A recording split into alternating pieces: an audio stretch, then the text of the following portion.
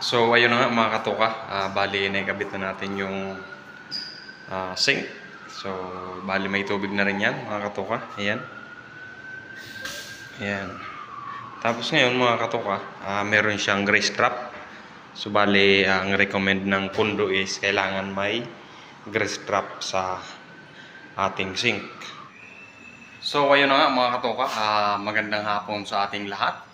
So for today's video is ituturo ko sa inyo mga katoka kung paano nga ba mag-install ng sink.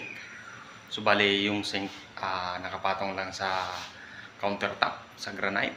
So ito yung mini kitchen chip ng ating project ngayon dito sa Mandaluyong.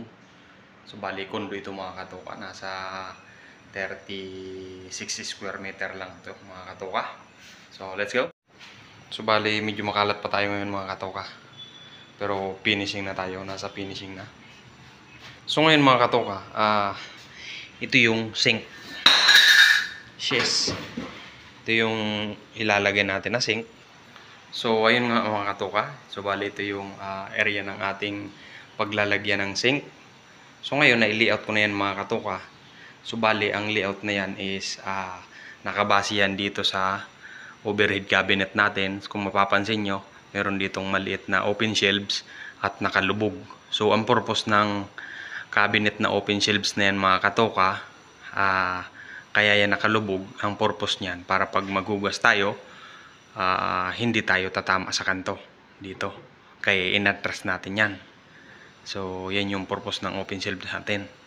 Tapos ngayon yung sink natin, paano nga ba natin nakuha yung layout natin to? Paano nga ba natin nakuha yung layout na to? So bali yung bubutasin natin yan, ibinasin natin yan dito sa sink. Kung mapapansin nyo mga katoka, yung sink meron siyang parang labi. So ito yung papatong sa granite, ito yung papasok sa loob ng cabinet mga katoka. So ngayon pag magbubutas tayo, kailangan kukunin lang natin na sukat. Dito tayo kukuha. Ayan, tsaka dito sa kanto. So bali galing dyan sa kanto hanggang dito is ginawa kong 55 na lang mga katoka. 55 para sakto yung sink natin. So pagdating naman dito, bali ano siya, 35.8. So bali ginawa ko yan na 35.5 para may allowance para pasok. Tapos ngayon yung distansya natin dito is 10 cm, 4 inches mga katoka. Tapos ngayon yung natitira, medyo meron din tayo ritong space. Tapos ngayon yung faucet natin dito na yan, nakarekta. So let's go, bubutasin na natin yan.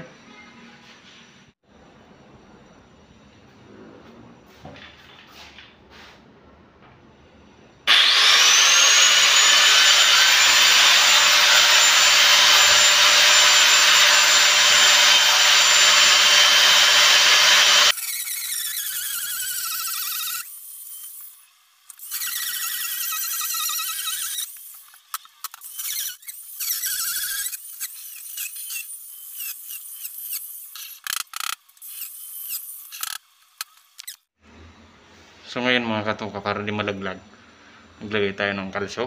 Ayan. Ayan. So ganun yung technique natin para di malaglag yung granite. So ayun na nga mga katoka,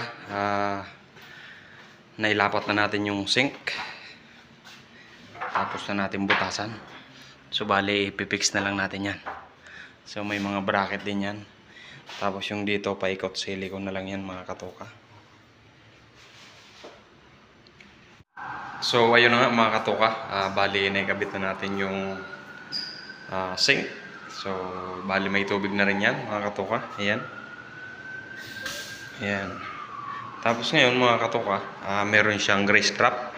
So bali ang recommend ng pundo is kailangan may grease trap sa ating sink.